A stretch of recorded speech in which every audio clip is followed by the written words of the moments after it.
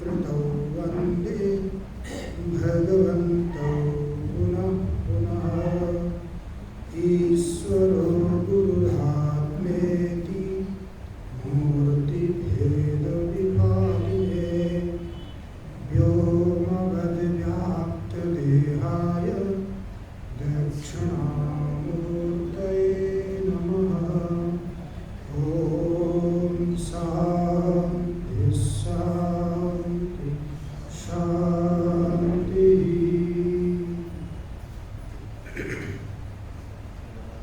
सच्चिदानंद भगवान को, सद्गुरुदेव भगवान को, सत्संग परिवार को, राष्ट्रदेव पशुपतिनाथ को, वैदिक सत्य सनातन धर्म को।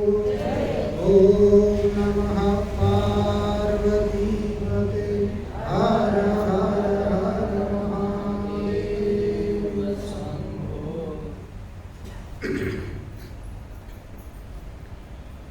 हामीहरू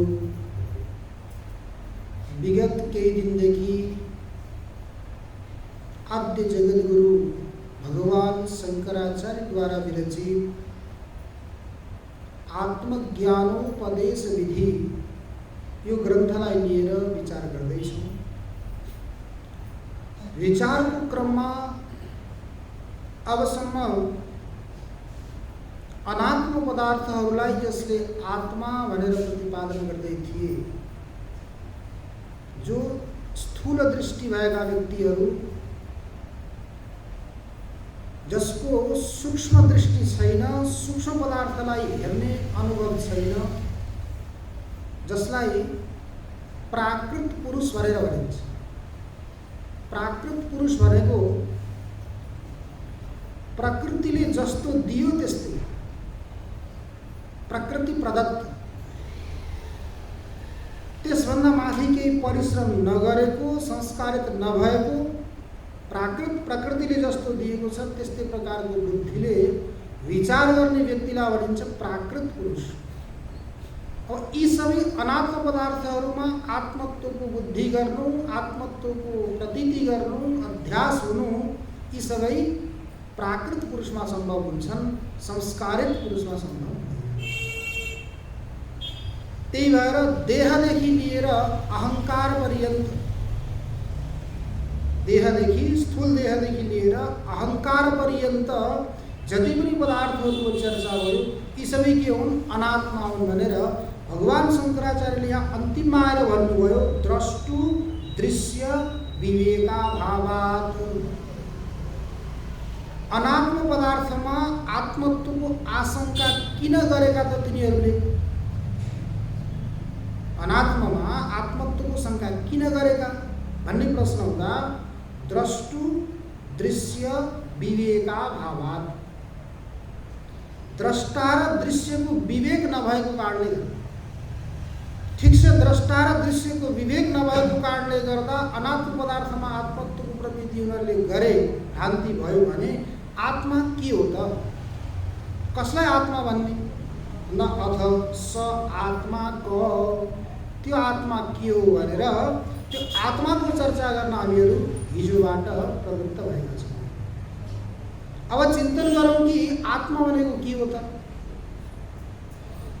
भन्दा शास्त्रमा बताइएको छ, यच्चाप्नोति यदादत्ते यच्चात्ति विषयानिह यच्चास्य संततो भावस्तस्मात् आत्मेति गीयते। यच्च आप्नोति, आप्नोतिको अर्थ हुन्छ व्याप्नोति, सबैलाई व्याप्त गर्दछ। अर्थात् जसले चराचर जगतलाई व्याप्त गरेको छ, अर्थात् जसको कहीं पनि अभाव छैन। यच्च आप्नोति, अब यो आप्नोतिको कहाँ अनुभव हुन्छ भनेर भन्दा सुषुप्ति काले सकले विलीने, सुषुप्तिको अवस्थामा सारा विलीन भएर गएको हुन्छ। त्यो विलीन भएर गइसकेपछि अनि त्यागेर बल्ल आनन्दको अनुभूति हुन्छ नि। त्यो आनन्दको अनुभूति के हो? कसको हो त्यो? आत्मा। अन्य कुनै पनि पदार्थ नभएको अवस्थामा आनन्दको अनुभूति भइरहेको छ, त्यो अनुभूति कसको? आत्मा। न कुनै आत्मीय व्यक्तिको त्यहाँ मिलन भएको छ, न कुनै मिठो खाने पिउने वस्तुको उपलब्धि भएको छ, तैपनि व्यक्ति आनन्दमा छ। त्यो आनन्द कसको हो त भन्दा आत्माको। यच्च आप्नोति, जसले यो सम्पूर्ण चराचर जगतलाई व्याप्त गरेर बसेको छ, त्यो को हो? आत्मा। अब व्याप्त गरेर बसेको छ भन्न पनि हुँदैन, फेरि समस्या त छैन। हाम्रो व्याप्त गरेर बसेको छ भन्यो भने पनि जगतमा होला भन्ने शङ्का हुन्छ। जगतमा पनि त बस्दैन। जगतमा बस्यो भने त फेरि के भयो? जगत अलग भयो, ऊ अलग भयो, जगत आधार भयो, ऊ आधे भयो। जसरी हामीहरू कुर्सीमा बसेका छौँ, आसनमा बसेका छौँ, त्यस्तै ऊ पनि कहाँ बस्ने भयो? जगतमा बस्ने भयो। त्यस्तो हुन्छ त? व्याप्त छ मानुस, जसरी कपडामा धागो व्याप्त छ, घटमा माटो व्याप्त छ, दूधका प्रत्येक कण कणमा घृत व्याप्त छ, त्यस्तै प्रकारले चराचर जगतमा परमात्मा व्याप्त छ। त्यही भएर ईशा वास्य मिदम सर्वम, त्यो परमात्माद्वारा यो सम्पूर्ण चराचर जगत के छ? व्याप्त छ, आच्छादित छ, कहीँ पनि उसको अभाव छ। यच्चाप्नोति यद आदत्ते, यच्चाप्नोति यदादत्ते, आदत्ते भनेको ग्रहण गर्छ। अथवा जसरी मान्नुहोस्, जाग्रत अवस्थामा देखिएका पदार्थहरूको अन्तःकरणमा संस्कार हुन्छ, त्यो संस्कार स्वप्न अवस्थामा वासना रूपमा व्यक्त हुन्छ। जागरित संस्कारज प्रत्यय स्वप्न, इन्द्रियैरर्थोपलब्धि जागरणम, इन्द्रियद्वारा अर्थको जहिले उपलब्धि भएको छ, साक्षात्कार भएको छ, त्यसलाई जागृत भनिन्छ। अनि जागृत अवस्थामा गरेको जो अनुभव, त्यो अनुभवबाट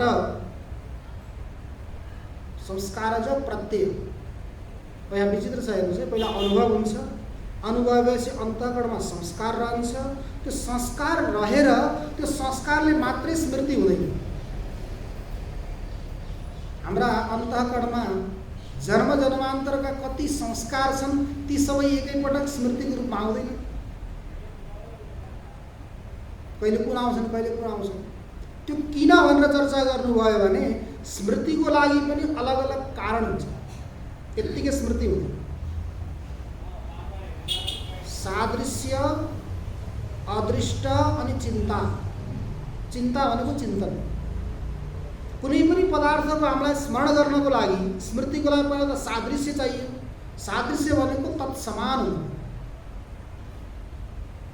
एउटा कुनै तत्सदृश पदार्थलाई देख्नुभयो भने यसलाई देखेर अर्काको स्मरण हुन्छ।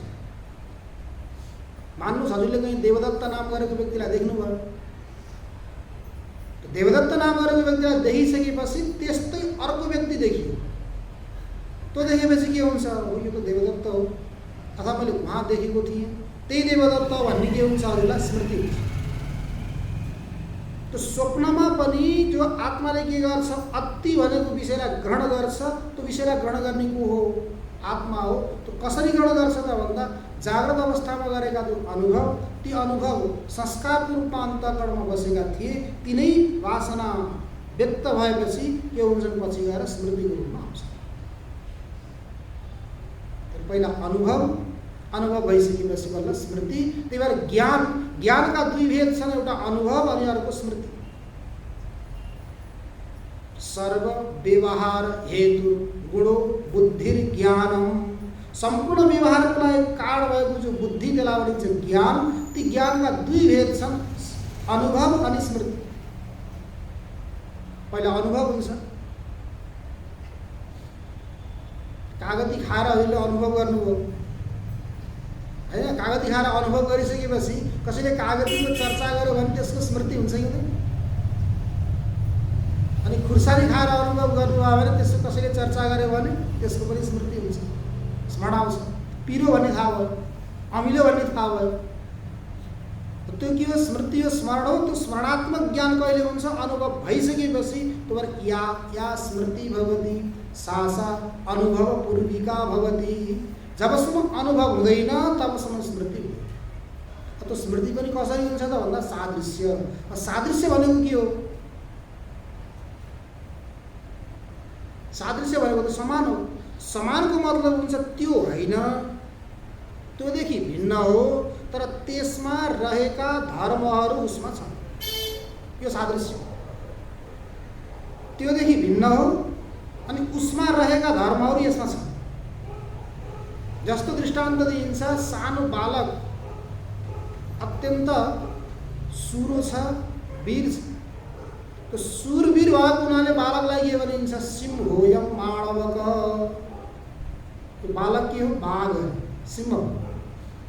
सिंहमा जस्तो प्रकारको शौर्यता, सिंहमा जस्तो प्रकारको क्रूरता छ, त्यस्तै प्रकारको यसमा छ। भन्न खोजेको यो बाघै हो भन्न खोजेको होइन। त्यस्तै यहाँ पनि हामीलाई स्मृति गर्नको लागि के चाहियो? पहिला त सादृश्य चाहियो। अनि सादृश्य भइसकेपछि बसेर हामीले के गर्नुपर्ने हुन्छ? चिन्तन गर्नुपर्ने हुन्छ। त्यो चिन्तन गर्ने भने पनि स्मृति हुन्छ। पहिला घटेका घटनाहरू जहिलेबाट हामीले होस सम्हाल्यौँ त्यहाँदेखि लिएर आजसम्मका बसेर चिन्तन गर्ने हो भने प्राय चिजहरू के हुन्छन्? स्मृति पटलमा आउँछ। चिन्तन गरे आउँछ, यतिकै आउँदैन। त्यस्तै अन्तःकरणमा भएका विभिन्न प्रकारका यी संस्कारहरू वासनाको रूपमा बसेका छन्। यिनीहरू पनि तत्सदृश पदार्थलाई लिएर के गर्छन्? स्मृतिको रूपमा आउँछन्। त्यो पनि ग्रहण कसले गर्छ? आत्माले गर्छ। यच्चाप्नोति यदादत्ते, यद आदत्ते भनेको जसले ग्रहण गर्छ।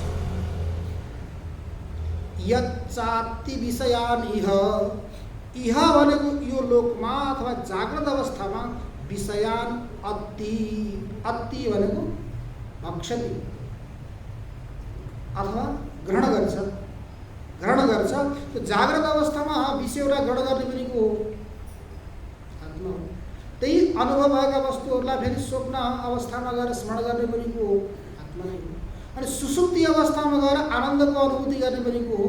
आत्मा। यच्चाप्नोति यदादत्ते यच्चाति विषयानिह यच्चास्य सन्ततो भाव, जसबाट यो सम्पूर्ण चराचर जगत उत्पन्न भएको छ। सन्तत तस्मात् आत्मेति गीयते। त्यही भएर महर्षि वेदव्यासले भन्नुभयो जन्माद्यस्य यतः, ब्रह्मसूत्रमा जसद्वारा यो सम्पूर्ण चराचर जगतको के हो? जन्मादि भन्नुभएको छ। जन्मादिले स्थिति अनि लय, विश्वोत्पत्त्यादि हेतवे। विश्वको उत्पत्ति, स्थिति अनि लयको के हो? त्यो हेतु, कारण। किनकि बुझ्नको लागि हामीले उपाधिलाई लिएर बुझ्नु पर्यो। निरुपाधिक तत्त्वलाई हामीले बुझ्न सकिँदैन, किनकि हामी सोपाधिक हौँ। तो सोपाधिक व्यक्तिले के गर्छ? सोपाधिक तत्त्वलाई बुझ्न सक्छ, निरुपाधिकलाई बुझ्न सक्दैन। अनि ठिक छ, कुनै व्यक्तिले त्यसलाई अनुभव गरिहाल्यो भने पनि व्यक्त गर्न सक्दैन। त्यस्तो प्रकारको यो के हो? आत्मतत्व। तर बोध गराउनको लागि के गर्नु पर्यो? कुनै न कुनै अन्य साधनको सहयोग लिएर, सहारा लिएर यसलाई बुझ्ने प्रयास गर्नु। तर यच्चाप्नोति यदादत्ते यच्चाति विषयान इह यच्चास्य सन्ततो भावस् तस्मात् आत्मेति गीयते। त्यसलाई के भनिन्छ? आत्मा भनिन्छ। अब त्यो आत्मा कस्तो छ त भनेर प्रसङ्ग गर्दै आउँदा अन्तरतमः, सबैभन्दा भित्र छ। तो सबैभन्दा भित्र छ भने त्यो सानो होला। जसरी राजाको देशभरि चल्छ नि, तो देशभरि चले पनि राजाको स्थिति कहाँ हुन्छ?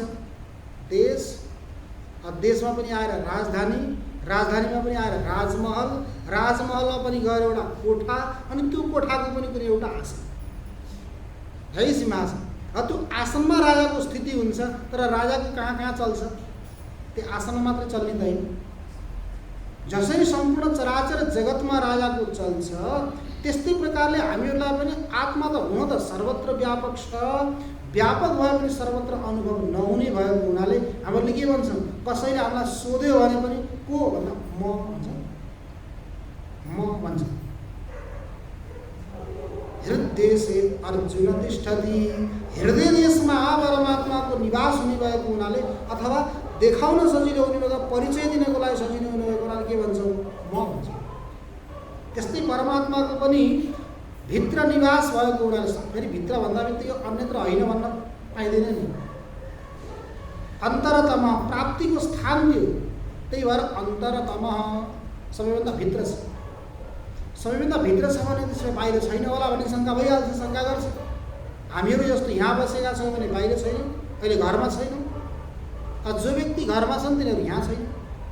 त्यस्तै प्रकारको आत्मा पनि भित्र छ भने बाहिर छैन होला भन्ने शङ्का हुनसक्छ। त्यो नहोस् भन्नको लागि भगवान् भाष्यकारले के गर्नु, आकाशवत् सर्वगतः, आकाश चाहिँ सर्वगत छ, व्यापक छ। जति तेज गतिले तीव्र गतिले दौड्ने उड्ने साधनलाई लिएर हिँडे पनि आकाश हामीभन्दा पहिल्यै उहाँ छ। जसरी त्यो सर्वत्र व्यापक छ आकाश, त्यस्तै प्रकारले यो आत्मतत्त्व पनि सर्वत्र व्यापक छ। त्यो भएर सूक्ष्म भित्र छ भनेर एक ठाउँमा छ अर्को ठाउँमा छैन भन्ने शङ्का गर्न उचित छैन। त्यसो भए त आकाशवत् सर्वगत छ भने त सबैले देख्नुपर्ने, सबैको दृष्टिमा आउनुपर्ने, किन आउँदैन त भन्दा सूक्ष्म सूक्ष्म छ। सूक्ष्म रूपले छ, जसरी त्यही दुधमा घिउ भयो, दुधमा घिउ भयो भने छन त छ, तर के छ सूक्ष्म रूपमा छ। सूक्ष्म रूपमा नदेखिएको कारणले गर्दा छैन भन्न सकिँदैन। त्यसलाई दुधलाई जसरी तपाएपछि मन्थनादि गरिसकेपछि जसरी घिउको प्राप्ति हुन्छ, त्यस्तै प्रकारले हामीहरू पनि के गर्नु पर्यो, इन्द्रियलाई तपाउनु पर्यो, मनलाई तपाउनु पर्यो, तपस्या गर्नु पर्यो। अनि तपस्या गर्दा गर्दा गर्दा गर्दा एकदम तातो भएर रातो भइसकेपछि यसलाई के गर्नु पर्यो, घनले हान्नु पर्यो कि त्यसलाई विवेक रूपी घनले हानेपछि त्यसलाई जता मोड्ने हो त्यता मोड्न सकिन्छ। कहिले तातेको बेला, चिसो भएको बेला हानिन्छ ट्याङ्ग गर्छ, केही पनि हुँदैन। तर सत्सङ्ग गर्दा गर्दा तपस्या गर्दा गर्दा तातेको बेलामा त्यसलाई घन विवेक रूपी घनले हान्ने हो भने अनि बल्ल गर्दा के हुन्छ, जस्तातिर मोड्न चाह्यो, जस्तो आकार दिन चाहनुहुन्छ त्यस्तै आकार उसले प्राप्त हुन्छ। तप गर्नु पर्यो, तपस्या गरिसकेपछि त्यो सूक्ष्म तत्त्वलाई साक्षात्कार गर्न सकिन्छ। अनि फेरि अर्काले शङ्का गर्यो कि सूक्ष्म हो त सानो छ, साना त कसैले पनि यता गर्न सक्छ, नष्ट गरिदिन्छन् होला भन्दा होइन। सूक्ष्म भएर पनि त्यो अनित्य छैन, कस्तो छ, नित्य छ। जसको उत्पत्ति पनि हुँदैन अनि जसको नाश पनि हुँदैन, जसले कसैलाई केही परिवर्तन पनि गर्न सक्दैन, तिनै कालमा एक रूपले स्थित छ। त्यो नित्य नित्य भएको हुनाले त्यो कस्तो छ, निरवयव, जो सावयव हुन्छ, अवयवले युक्त भएको हुन्छ त्यो अनित्य हुन्छ। तर यो कस्तो छ, निरवयव, अवयवहरूबाट पनि रहित छ। ठिक छ, अवयवहरूबाट रहित छ भने यसमा कोही गुण पनि छैन होला। त्यसो भए भनेर भन्दै गर्दा अर्का दार्शनिकहरू आएर भने कि होइन, आत्मामा गुण रहन्छ, गुण छ यसमा। बुद्धि आदि गरिएका गुणहरू आत्मामा रहन्छन्, आत्मा द्रव्य हो, बुद्धि आदि गुण हुन्, ती गुणहरूले यो के छ, युक्त छ भनेर वैशेषिक आदिहरूले के गर्छन्, आत्मालाई ज्ञानाधिकरणम आत्मा, समवाय सम्बन्धले जसमा ज्ञान रहन्छ त्यो आत्मा, ज्ञान गुण हो, आत्मा गुणी हो। गुण र गुणीको बिचमा समवाय सम्बन्ध हुन्छ, किनकि दुईवटा पदार्थ भयो भने मान्नु होला दुईजना भयो भने त्यहाँ किनकि सम्बन्ध हुन्छ। सम्बन्ध त एउटा मात्र हुँदैन, दुईष्ठ सम्बन्ध हो, दुईष्ठ दुईमा सम्बन्ध हुन्छ। एउटा गुण हो, एउटा द्रव्य हो भनेर यहाँ प्रतिपादन गर्न चिन्तन गर्न जाने हो भने यहाँ के छ, कोही न कोही सम्बन्ध छ। त्यो सम्बन्ध के हो, त्यसलाई भनिन्छ समवाय। वैशेषिकले के भन्छन्, समवाय सम्बन्ध। त्यो समवाय सम्बन्धले बुद्धि आदि गरिएका गुणहरू जसमा रहन्छन् त्यो आत्मा भनेर उनीहरूले भन्दै थिए। तर यहाँ भगवान् शङ्कराचार्य भन्नुहुन्छ न, निर्गुण।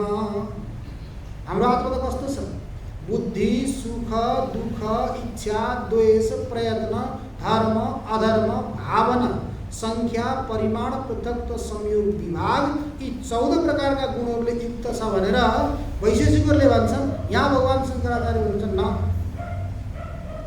हाम्रो त्यस्तो यस्तो गुणी उपाधि गुणले युक्त भएको होइन। हाम्रो आत्मा त कस्तो निर्गुण, सर्वविध गुणहरूबाट के छ रहित छ।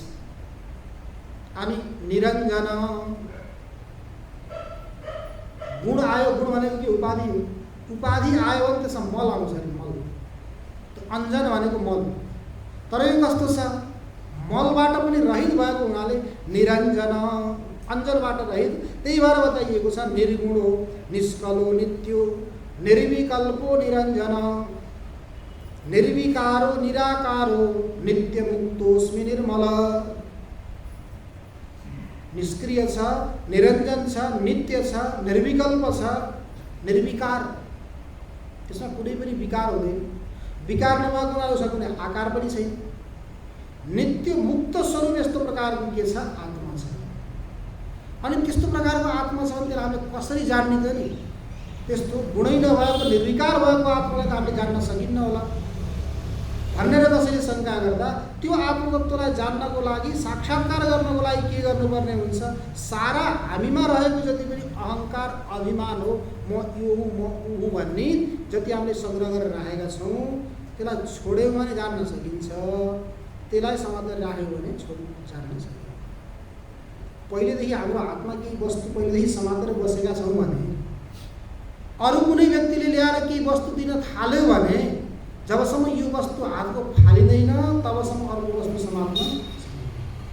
त्यही भएर बालकहरूलाई केटारीहरूलाई पनि केही वस्तु दिनुभयो भने के गर्छन्?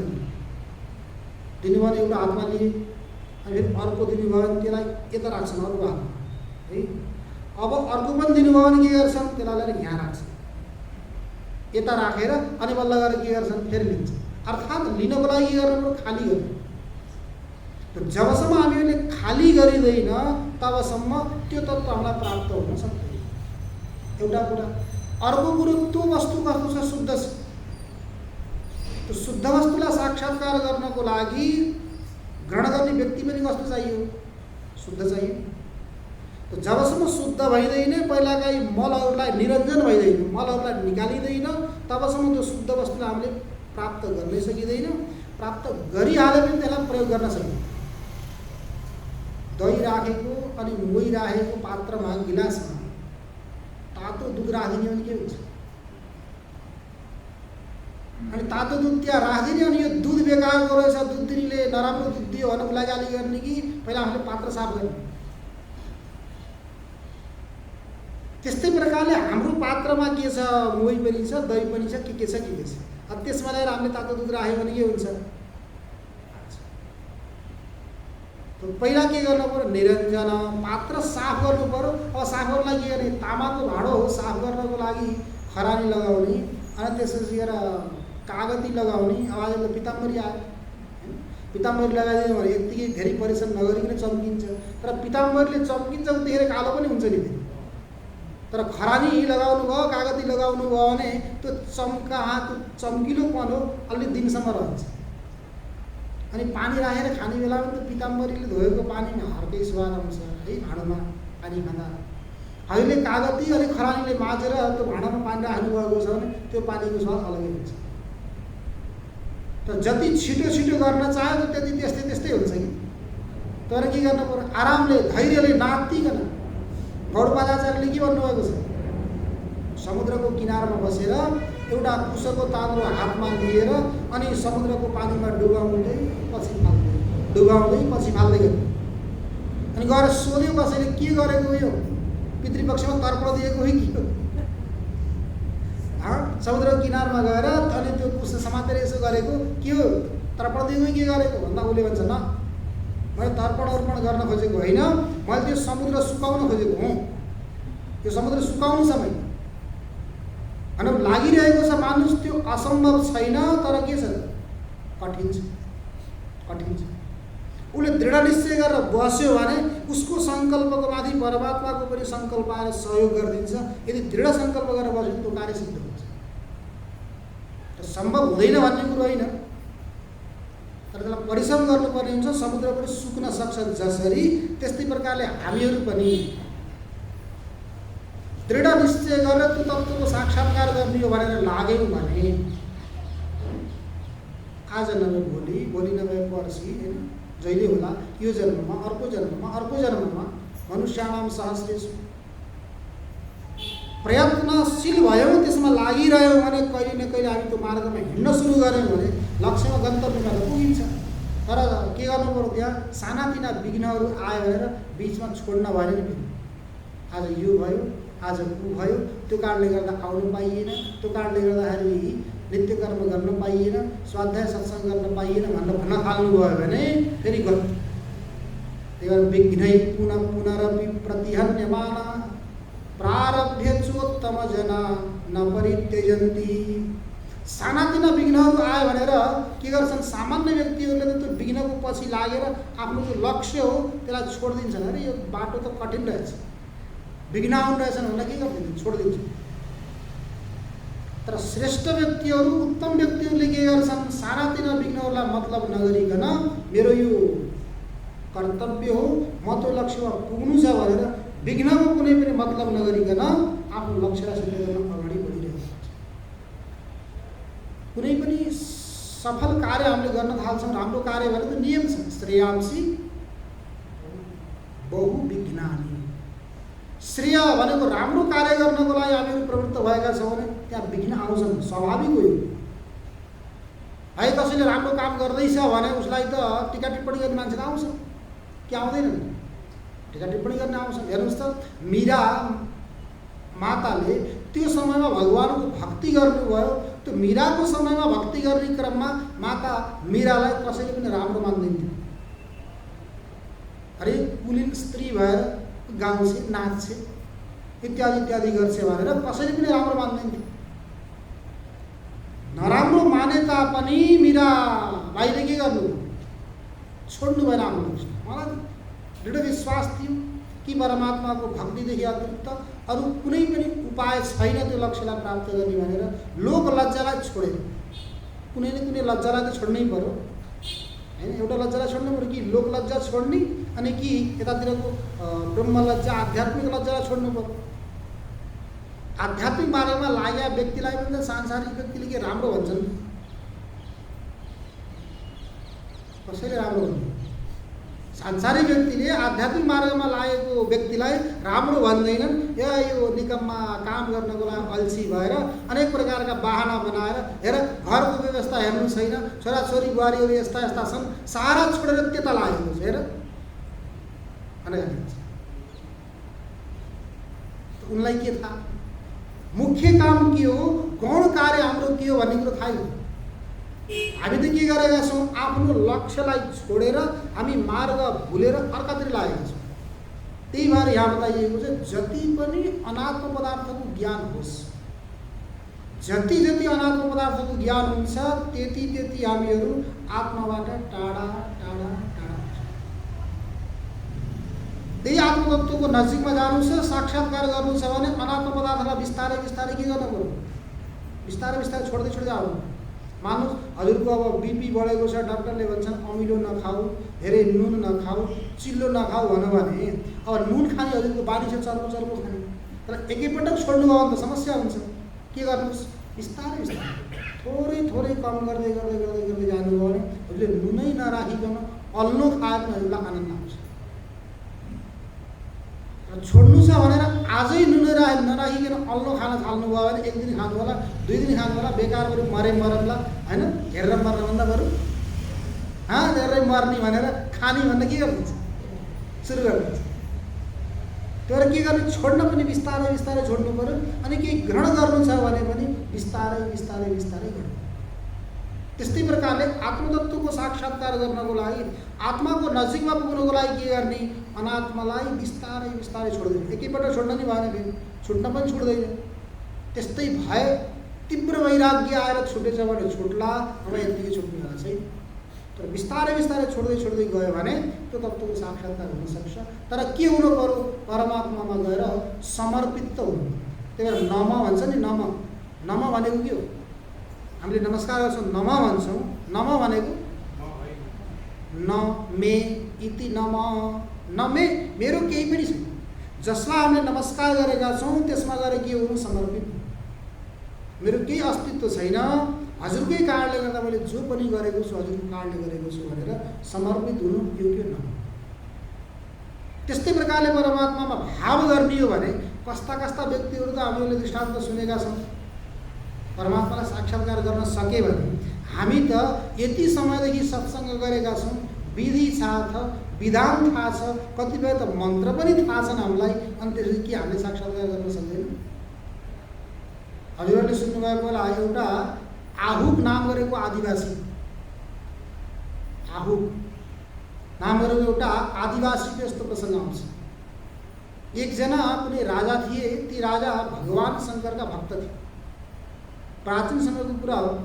अब आजभोलि त राजाहरू पनि अरूमा मस्त हुन्छन्। प्राचीन समयमा राजाहरू के गर्थे?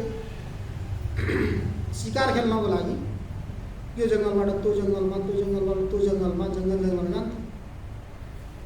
एउटा कुनै घोर जङ्गलमा राजा शिकार खेल्नको लागि भनेर गए। जाने बेलामा राजाहरूको के नियम थियो भने त्यहीका स्थानीय व्यक्तिलाई साथमा लिने। हुन त कहीँको पनि त्यही नियम हो। स्थानीय व्यक्तिलाई साथमा लियौँ भने सजिलो हुन्छ। उनीहरूलाई त्यहाँको रहस्य थाहा हुन्छ, सबै कहाँ कहाँ के छ भन्ने। अनि त्यही एउटा स्थानीय व्यक्ति त्यो जङ्गलकै नजिकैको आहुक नाम गरेको एउटा आदिवासी थियो। त्यो आदिवासीलाई राजाले साथमा लिए। साथमा लिएर जङ्गलमा गए। अब जङ्गलमा त घरहरू त थिएन।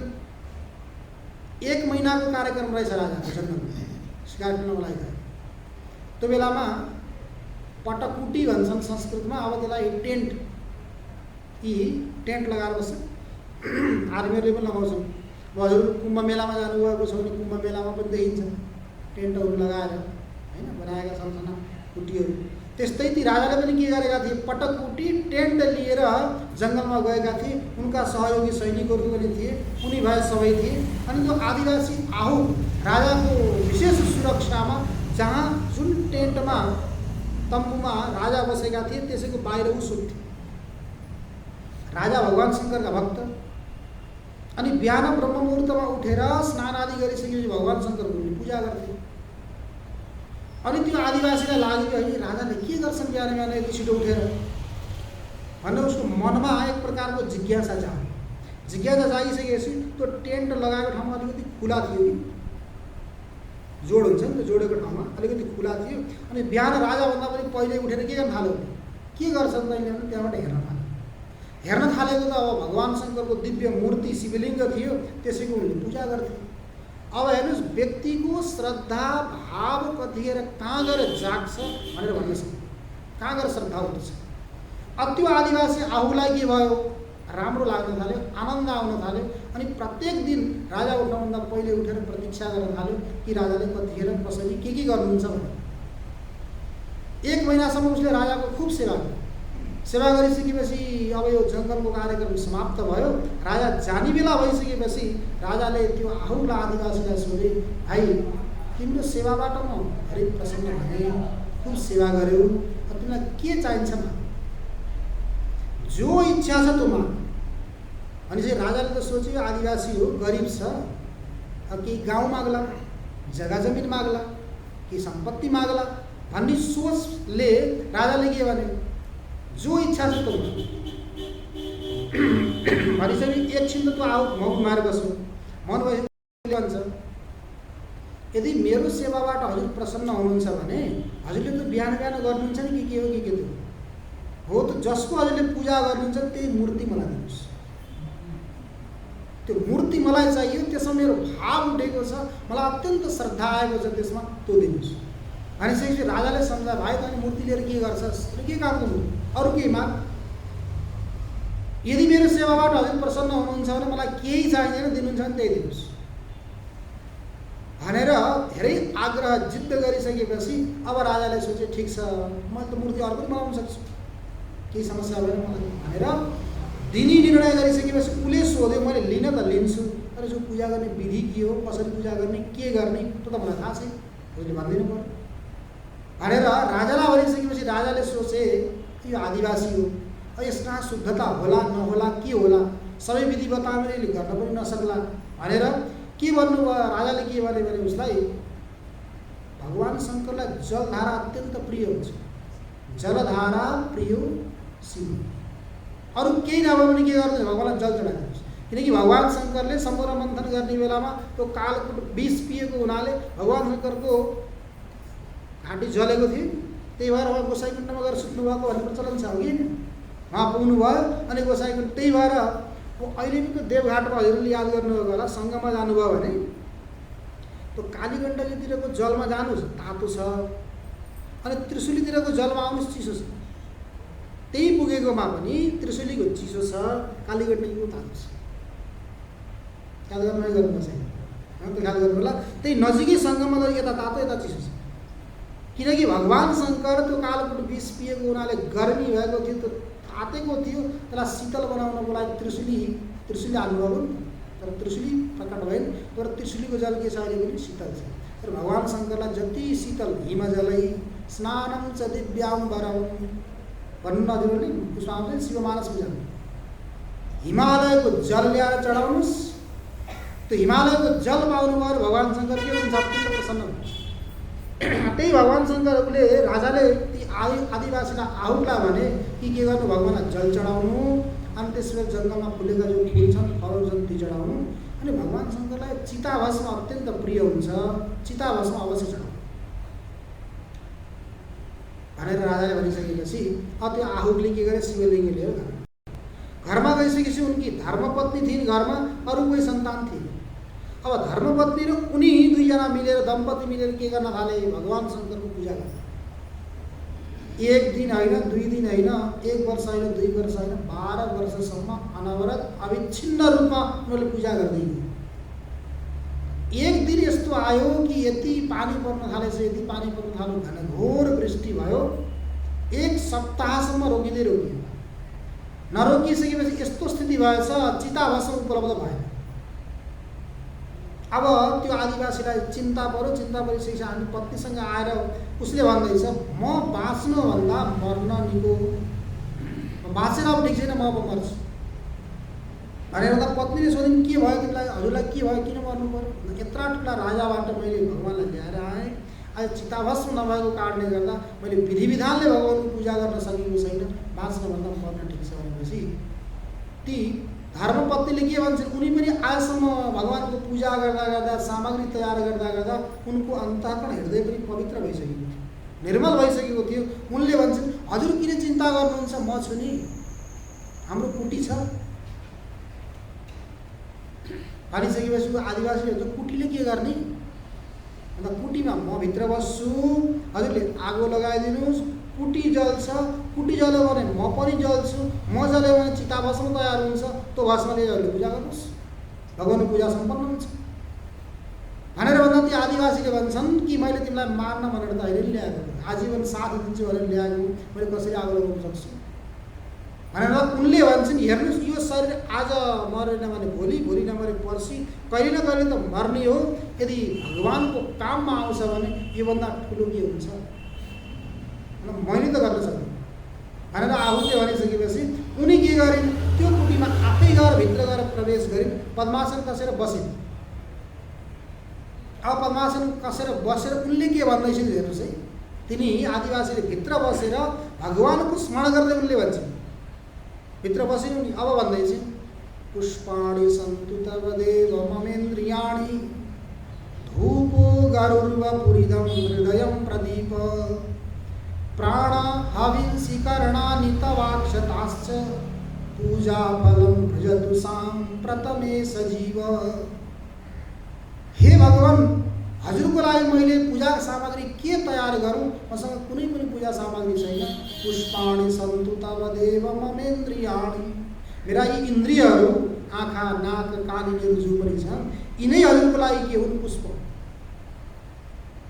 हेर्नुहोस् है समर्पितको भाव कतिसम्म उनले समर्पित गर्दैछ। पुष्पाणि सन्तु तव देव ममेन्द्रियाणि, पूजा गर्नलाई धूप चाहियो, धूपो गरुर्वपुरिदं हृदयं प्रदीप, हजुरको लागि धूप, हजुरको लागि अगरबत्ती मैले कहाँबाट ल्याउँ, मसँग त्यो धूप अगरबत्ती छैन। यो शरीरलाई नै हजुरले के मान्नु होला, अगरबत्ती मान्नु होला। भन्ला, किनकि दार्शनिकहरूले बताएका छन् तत्र गन्धवती पृथ्वी, पृथ्वीमा गन्ध हुन्छ। त्यही पार्थिव हाम्रो यो के हो, मेरो यो के हो, शरीर हो, यसमा गन्ध छ। गन्ध भएको हुनाले के मान्नु, यसैलाई धूप, यसैलाई अगरबत्ती मान्नु। धूपो गरुडपूरिदम हृदयम प्रदीप। अब हृदय हजुरलाई पनि दीप के जलाउँ, दियो जलाउनको लागि त घिउ चाहियो, बाती चाहियो, मसँग केही पनि सामग्री छैन। के जलाउँ हजुरको लागि दीप भन्दा हृदयम प्रदीप, मेरो यो हृदय हो, यो नै हजुरको लागि के हो, दीप। यही स्वीकार गर्नु। धूपो गरुडपूरिदम हृदयम प्रदीप। अब यज्ञ गरिसकेपछि त हवन गर्नु पर्यो नि। अब हवन गर्नको लागि चरु चाहियो। चरु हवनीय पदार्थमा केही पनि छैन, त्यस कारण के गर्नु, प्राण हविंसी। प्राण अपान व्यान उदान समान नाग कुरुम कृकल देवदत्त धनञ्जय, यी जो हुन् यिनै हजुरको लागि के हुन्, हवनीय पदार्थ चरु। यी प्राणहरू नै मेरा के हुन्, हजुरको लागि चरु हुन्। यो समर्पित गरिदिनु, स्वीकार गर्नु होला।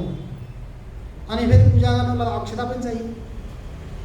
प्राणाः विंसी कर्णानि तवाक्षताश्च। यी अन्तःकरण मानुष मन बुद्धि चित्त अहंकार यिनीहरू जो छन् यिनै हजुरको लागि के हुन्, अक्षता। मेरा यी हजुरको पूजाको लागि तयार गरेका यी सामग्री हुन् हे भगवान। यी सामग्रीलाई लिएर मैले हजुरको पूजा गर्दैछु। यो पूजाको जो फल मिल्छ त्यो फल मलाई दिनु। पूजा फलम भजतुसाम प्रथमे सजीव। यो जीवात्मालाई जो सम्भव हुन्छ त्यो फल दिनु होला भनेर यस्तो प्रकारले भगवानको स्मरण गर्दै प्रार्थना गर्दै उनी पद्मासनमा बसिन्। अनि योगाग्निद्वारा आफ्नो योगद्वारा अग्नि प्रज्वलित गरेर उनी पनि जले, कुटी पनि जल्यो अनि भस्म तयार भयो। निर्विकार भावले ती आहुले के गरे, त्यो भस्मलाई लिएर गएर भगवानको पूजा गरे। पूजा गरिसकेपछि त भोग लगाउनु पर्यो। भोगको सामग्री नैवेद्य पत्नीले तयार गर्थे। पूजा समाप्त भइसकेपछि यत्रो भावले ती आहुले पूजा गरे कि मेरी पत्नी मरिन्, मैले उनकै भस्म ल्याएर पूजा गरेको भन्ने पनि भाव भएन। पूजाको भाव एकदम भुले। अनि पूजा समाप्त भइसकेपछि पूजा सम्पन्न भयो, भोगको बेला भयो, भोग लगाउने बेला भयो, नैवेद्य ल्याऊ भनेर जसरी हिजो अस्ति पत्नीलाई सम्बोधन गर्थे त्यस्तै प्रकारले आज पनि सम्बोधन गरे। सम्बोधन गर्दै गर्दा अनि पत्नीले के गरिन्, त्यो आवाज सुनेपछि उठेर हेर्दा त उनी के छन्, अत्यन्त सुन्दर निर्मल वस्त्र लगाएकी छन्, आभूषणहरूले सुसज्जित छन्, सुवर्ण थालीमा अनेक प्रकारका पकवानहरू पकाएर एकदम तयार गरेका छन्। पतिको बाणी आवाजलाई सुनेर उनले के गरिन्, थाली उठाएर लिएर गइसकेपछि अनि बल्ल आहुलाई याद आयो, तिमी त जलिसकेकी थियौ, मरेकी थियौ, कहाँबाट आयो भनेर आहुले सोध्दै गर्दा उनले भन्छन्, यहाँ हजुरसँग यस्ता यस्ता कुराहरू भए, त्यसपछि म कुटीमा गएर बसेँ, भगवानसँग यस्तो यस्तो प्रार्थना गरेँ, त्यतिसम्म त मलाई याद छ, त्योभन्दा अगाडि के भयो मलाई थाहा छैन।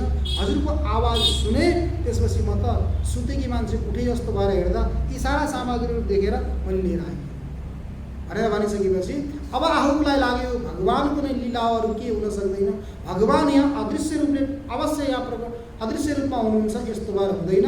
उनले भगवानसँग प्रार्थना गरे, भगवान अदृश्य रूपमा होइन, मलाई दृश्य रूपमा हजुरले दर्शन दिनुहोस् भनेर भगवानसँग प्रार्थना गरिसकेपछि आशुतोष भगवान त्यहाँ प्रकट भएर ती दुई दम्पतिलाई दर्शन दिनुभयो। आशुतोष भगवानको, शङ्कर भगवानको। आशु भनेको के हो भने छिटो, तोष भनेको सन्तोष हुने, तत्काल सन्तोष हुने भगवानलाई के भनिन्छ, आशुतोष शङ्कर भगवान। त्यो प्रकट भएर के गरिदिनु भयो, ती दम्पतिलाई दर्शन दिएर कृतार्थ गर्नुभयो। भन्न खोजेको मतलब के भने, यदि हामीहरूमा अहङ्कार नभइकन सारा आफूमा भएको समर्पित गर्न चाह्यौँ, अरू त छोडिदिनु, अब त जङ्गलमा है केही छैन, आफ्नो शरीर पनि पुरै समर्पित गरिदिइसकेपछि त्यति समर्पित गर्ने भाव भयो भने अनि बल्ल गएर के हुन्छ, परमात्माको हामीलाई दर्शन सम्भव हुन सक्छ। ती आदिवासी भील जातिका संस्कार नजानेका केही नजानेका व्यक्तिले त भगवानको केवल भावले पूजा गरेर त्यस्तो प्रकारले दर्शन गर्न सके भने के हामीले त्यस्तो प्रकारले पूजा गऱ्यो भने दर्शन गर्न सक्दैनौँ? भन्नुहोस् त। त्यस्तो प्रकारको हामीमा के हुनु पर्यो, भाव हुनु। किनकि भगवान त भावको भोग हुनुहुन्छ, पदार्थको भोग होइन नि। भगवानलाई के चाहियो, भाव तिनले के दिएकी थिइन्, केवल कल्पनै गरेकी थिइन् मनले। हामीले त मनले कल्पना गरेर दिन पनि के गर्छौँ, डराउँछौँ। मनले सोच्न कल्पना गर्न पनि, पूजाको सामग्री कल्पना गर्ने बेला पनि कस्ता कस्ता सामग्री कल्पना गर्छ भन्नुहोस् त। अब विडम्बना यो छ कि अहिले पसलमा किन्न जानुभयो भने पसलले सोध्छन् कसको लागि हो, आफ्नो लागि हो भने अलग, ब्राह्मणको लागि हो भने अलग, अनि भगवानको लागि हो भने अलग। भगवानको लागि अलगै बनेका छन् अनि ब्राह्मणको लागि अलगै बनेका छन्। जो किन्न गएको उसको लागि हो भने उसलाई फेरि अलग बनेका छन्। अलग अलग सामग्री के गर्छन्, निकाल्छन्। आफूले खाना पऱ्यो भने त ठुलो खाले राम्रो खाले सुपारी चाहियो, सुपारी होइन। अनि त्यसपछि भगवान्लाई चढाउनु पऱ्यो भने त्यो पुवाल परेको, किराले खाएको, अनि त्यसपछि सानो त्यस्तो प्रकारको ल्याएर के गर्ने, भगवान्लाई चढाउनु। कि भगवान् पदार्थको हाम्रो पदार्थको भोग हुनुहुन्छ भगवान्। भगवान्ले हामीले नदिने भने के खान पाउनुहुन्न? विचार गर्नु त, हामी जहाँ बसेका छौँ यो कसको? जुन पृथ्वीमा हामी बसेका छौँ त्यो सम्पत्ति कसको? अनि जुन जलको हामीले प्रयोग गरेका छौँ त्यो कसको? जहाँ हामीले हावा लिएका छौँ, जुन हावा लिएका छौँ त्यो हावा कसको? जसको यो प्रकाश लिइरहेका छौँ यो कसको? जहाँ खाली ठाउँमा अवकाशमा बसेका छौँ त्यो कसको हो? पहिले विचार गऱ्यौँ एकान्तमा बसेर। जति पनि हामीले सामग्रीको प्रयोग गरेका छौँ त्यो सारा परमात्माको, त्यो परमात्माको सामग्री मेरो मेरो मेरो भनेर अभिमान गरेर अनि त्यसलाई छुट्टाएर आफूले भने चरेसका राम्रा राम्रा थालीमा, चाँदीका गिलासमा, कटोरमा खाने। अनि भगवान्लाई के गर्ने, उहाँ कुनामा कहिलेदेखि लगाएर राखेको छु पात, अनि त्यसपछि गएर खुम्चिएको त्यो दुनोमा टपरीमा ल्याएर भगवान्लाई खुवाउने। अनि के हो हामीलाई भन्नुहोस् त? अब त्यसो गऱ्यो भने अनि त्यसपछि भगवान्को साक्षात्कार आफूलाई हुन्छ त? सजिलो चाहिँ आफूलाई भने प्रत्येक दिन पकाएर खानुपर्ने, भगवान्लाई भने कति दिनसम्म ल्याएर डिब्बामा राखेको त्यही खोल्यो अनि त्यसपछि ल्याएर भोग्यो। त्यो मेमेमा समर्पण। अब त्यस्तो गऱ्यो भने, किनकि भगवान्लाई हामीले जुन भावले पूजा गर्छौँ त्यही भावले भगवान्ले के गर्नुहुन्छ, हामीलाई हेर्नुहुन्छ। हामीले भगवान्लाई छोड्दैनौँ, हामीले व्यक्तिलाई जस्तो भावले हेर्छौँ, जुन व्यक्तिलाई, त्यो व्यक्तिले हामीलाई पनि त्यही भावले हेर्छ। त्यो कसैबाट हामीले मान सम्मान चाहन्छौँ भने उसलाई पनि त मान सम्मान दिउँ। उसलाई पनि हामीले दिन सकिएन भने आफूले एक्लै चाहने हो भने कहिलेसम्म चाहने? त्यो भएर यस्तो प्रकारले भगवान्लाई हामीले भक्ति गर्दा पनि के गर्नु पर्यो, अहङ्कारबाट रहित भएर। त्यही भएर त भगवान्ले गीतामा के भन्नुभएको, निर्माण मोहाजित सङ्ग दोष अध्यात्म नित्या विनिवृत्त काम द्वन्द्वैर विमुक्ता सुख दुःख संगैर गच्छन्त्य मूढ़ा पदम अव्ययम तद अव्ययम पदम अमूढ़ाः गच्छन्ति। अमूढ़ व्यक्ति मात्रै त्यो पदमा जान सक्छ। त्यो अव्यय पदलाई प्राप्त गर्ने कसले? अमूढले हो। मूढ व्यक्तिले प्राप्त गर्न सक्दैन। तर मानबाट के हुनु पर्यो, निर्माण मोहबाट रहित हुनु पर्यो, अध्यात्ममा निष्ठा हुनु पर्यो, सुख दुःखको द्वन्द्वबाट, मान अपमानको द्वन्द्वबाट रहित हुनु पर्यो, इत्यादि द्वन्द्वबाट रहित भइयो भने अनि बल्ल गएर त्यो सूक्ष्म तत्त्व स्वरूप जो आत्मतत्त्व हो, सूक्ष्म स्वरूप, त्यो तत्त्वलाई हामीले साक्षात्कार गर्न सकिन्छ, जसको स्वरूप के हो, निरञ्जन, अञ्जनबाट रहित छ। त्यो अञ्जन स्वरूप, अञ्जनबाट रहित भएको तत्त्वलाई साक्षात्कार गर्नको लागि हामी पनि के भन्नु पर्यो, शुद्ध बन्नु पर्यो। त्यही भएर कतै जाने बेलामा विदेशतिर जाँदा यताउता जाँदा पनि के गर्छन्, स्वास्थ्य परीक्षण गरेर ठिकठाक छ भने पठाउँछन्, नभए पठाउँदैन।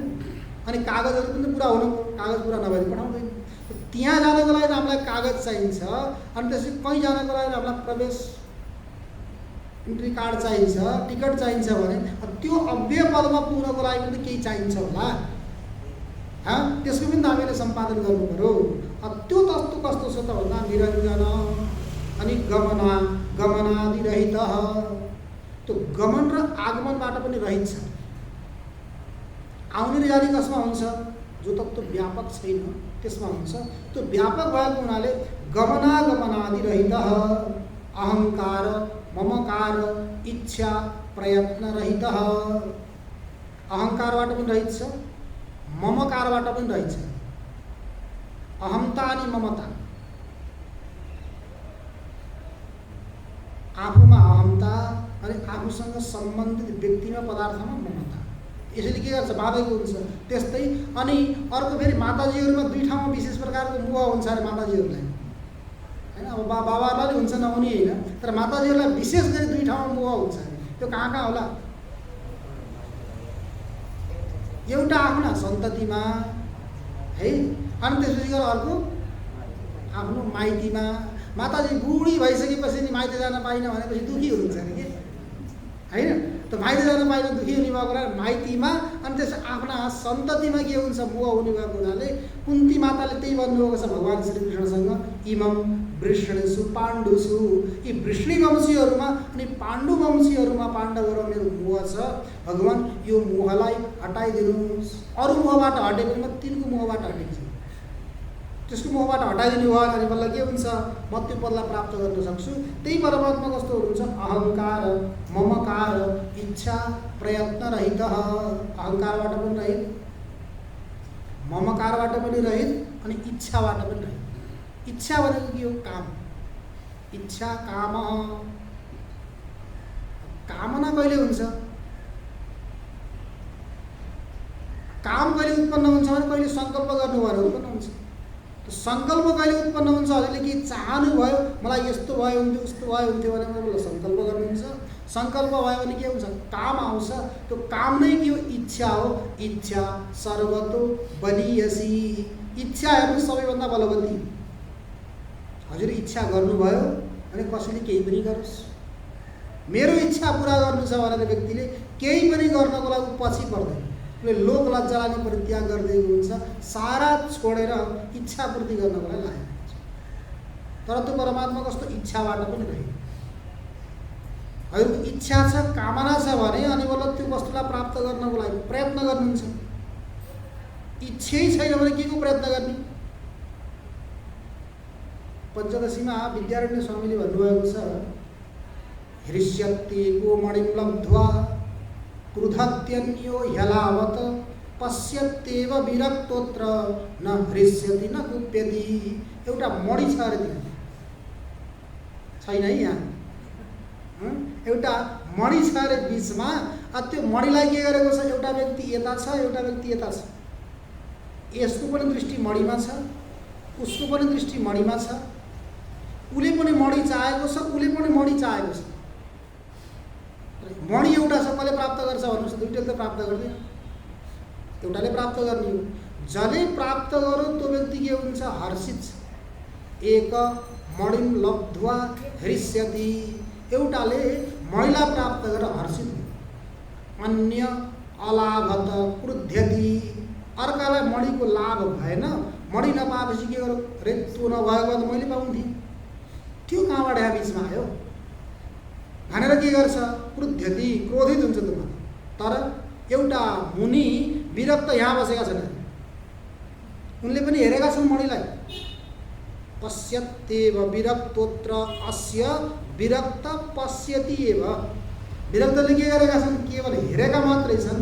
न हृष्यति न कुप्यति, उनी हर्षित पनि हुँदैनन्, उनी कुपित पनि हुँदैनन्, उनी उदासीन भावले छन्। उनलाई यो मणि हो कि माटो हो कि ढुङ्गो हो कि कुनै के मतलब छैन, उनमा समान दृष्टि भएको हुनाले हर्षित पनि हुँदैनन्, कुपित पनि। दुःख कसले दियो भन्नुहोस् त, इच्छा, कामना।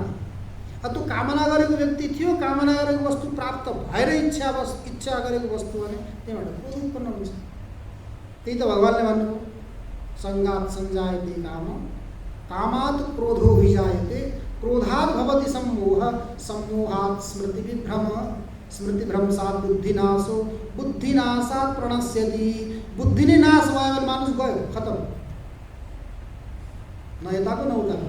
त्यस्तै प्रकारले यो कहाँबाट उत्पन्न भयो, कामबाट। तर त्यो परमात्मा कस्तो, इच्छाबाट पनि रहित भएको हुनाले प्रयत्न रहित, कुनै वस्तुलाई प्राप्त गर्नको लागि उहाँले प्रयत्न पनि गर्नु। के हो त नि, उहाँको स्वभाव कसरी जान्न सकिन्छ भन्दा, स्वयं ज्योति स्वभाव, स्वयं ज्योतिष हो। स्वयं ज्योति भनेको त्यो उसलाई प्रकाशित गर्नको लागि अन्य कुनै ज्योतिको प्रकाशको आवश्यकता छैन। उपनिषद्मा आउँछ, न तत्र सूर्यो भाति न चन्द्र तारकं, नेमा विद्युतो भान्ति कुतो यमग्नि, तमेव भान्तमनुभाति सर्वं, तस्य भाषा सर्वमिदं विभाति। न तत्र सूर्यो भाति भनेको त्यो परम तत्त्वलाई सूर्यले पनि प्रकाशित गर्न सक्दैन, चन्द्रमाले पनि प्रकाशित गर्न सक्दैन, ग्रह नक्षत्र ताराहरू यिनले पनि प्रकाशित गर्न सक्दैनन्। बिजुलीले पनि प्रकाशित गर्न सक्दैन, कुतो अयम अग्नि, अग्निका त के कुरा। त्यसैको प्रकाशलाई लिएर सूर्य चन्द्र ग्रह नक्षत्र तारा विद्युत अग्निहरू प्रकाशित भएका हुन्। तस्य भाषा सर्वविदं विभाति, त्यसैको प्रकाशद्वारा यो सम्पूर्ण प्रकाशित भएको हुनाले त्यो कस्तो छ, स्वयं ज्योति स्वरूप, स्वयं ज्योति स्वरूप छ, उसलाई प्रकाशित गर्नु पनि आवश्यकता पनि छैन। कस्तो हो त त्यसको स्वभाव भन्दा अग्नि उष्णवत, आगाको स्वभाव के हो, हातो जस्तो आगाको स्वभाव हो त्यस्तै प्रकारको यसको स्वभाव के हो, स्वयं ज्योति स्वभाव, स्वयं ज्योति स्वरूप। अग्नि उष्णवत अनि सवित्री प्रकाशवच्च, सविता भनेको सूर्य, तो सविताको के हो स्वभाव, प्रकाशित गर्नु। त्यस्तै प्रकारको आत्माको पनि स्वभाव हो। त्यस्तो प्रकारको के छ, अग्नि उष्णवत सवित्री प्रकाशवच्च। प्रकाशोर कस्य तोयस्य शैत्यम अग्ने यथोष्णता, सूर्यको प्रकाशित गर्ने स्वभाव हो, तोय भनेको जलको शीतल स्वभाव हो, अग्निको उष्ण स्वभाव हो। त्यस्तै प्रकारले आत्माको के हो, सत चिद आनन्द स्वभाव हो, नित्य स्वभाव हो अनि नित्य निर्मलतात्मन, निर्मलता स्वभाव हो। स्वप्रकाशता के हो, आत्माको स्वभाव हो। अर्थात् मान्नु जहाँ गएर कुनै पनि वस्तुको, कुनै पनि व्यक्तिको, कुनै पनि पदार्थको अपेक्षा हुँदैन त्यो आत्मा। कहीँ गएर कसैको अपेक्षा छ, कसैको इच्छा गरिन्छ भने त्यो आत्मतत्व भयो। अब मान्नु हामीले कसैबाट कहिलेसम्म केही अपेक्षा गऱ्यौँ भने, गरेका छौँ भने त्यहाँ पुगेका छैनौँ भन्ने कुरो जान्नु। त्यहाँ पुगिसकियो भने अन्य कुनै वस्तुको अपेक्षा, त्यही भएर अमतम मतम भवति, अभिज्ञातम विज्ञातम भवति। जसलाई जानिसकेपछि नजानेको पनि जानेको हुन्छ, सुन्न पनि बाँकी रहँदैन, चाख्न पनि बाँकी रहँदैन, हेर्न पनि बाँकी रहँदैन, सारा जानिन्छ। त्यो के हो, आत्मतत्व। त्यो कस्तो छ त, न आकाशादि भूतरहित, पृथ्वी जल तेज वायु आकाश इत्यादिद्वारा बन्धु के छ, रहित छ। अर्थात् उनीहरूका गुणधर्मले उसलाई कहिले पनि प्रभावित पार्न सक्दैन।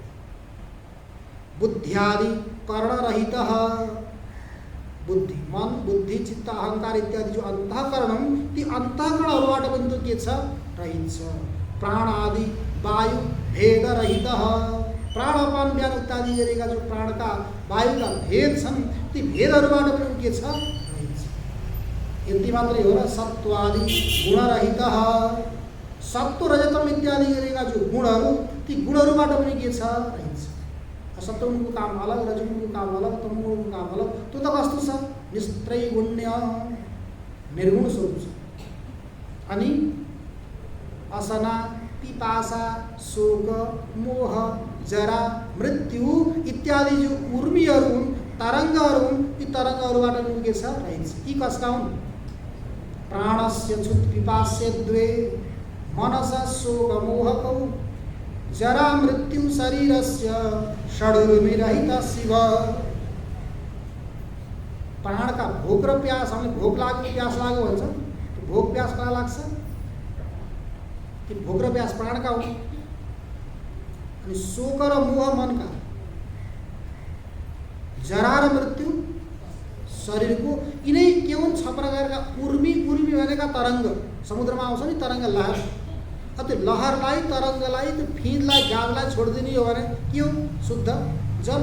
त्यस्तै प्रकारले यहाँ पनि यी छ प्रकारका तरङ्गहरूलाई छोडिदिने हो भने अनि बल्ल त्यो शुद्ध परमात्मा। त्यही भएर कस्तो हुनुहुन्छ, असना पिपासा शोक मोह जरा मरण प्राण बुद्धि शरीर धर्मरहित, प्राणको धर्मबाट पनि रहित, बुद्धिको धर्मबाट पनि रहित अनि शरीरको धर्मबाट पनि।